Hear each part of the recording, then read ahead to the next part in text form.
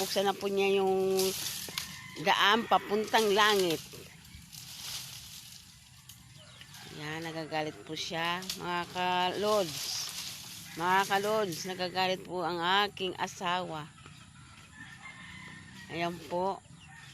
Siya ay mangunguha na po siya ng kanyang gagamiting walis. Ting-ting.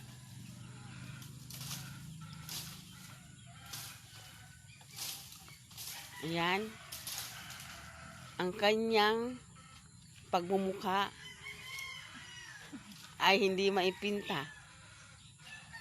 Gusto niya kasi marati siya nakabidyo.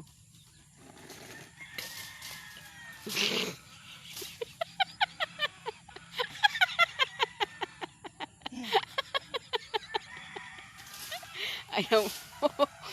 Ayan po mga karel. Ayan po. Pasensya na po kayo, wala siyang alam na sabihin. Kaya ganyan. Ayan po.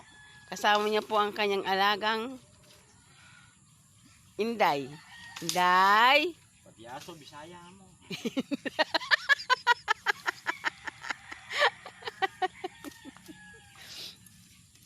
Yan po. Susundan ko na po siya mga kalodi. Hindi mo niya, Bisaya kaya naman.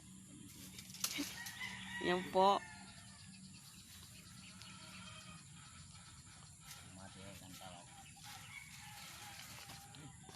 Yan po. Nangunguha na po siya mga ka...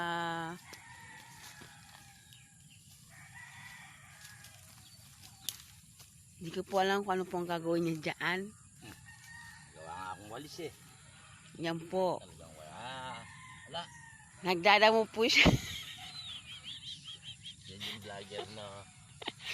Pasensya na kayo sa vlogger, tangengot eh. Ay, burahin ko nga ano lang po. Burahin mo talaga.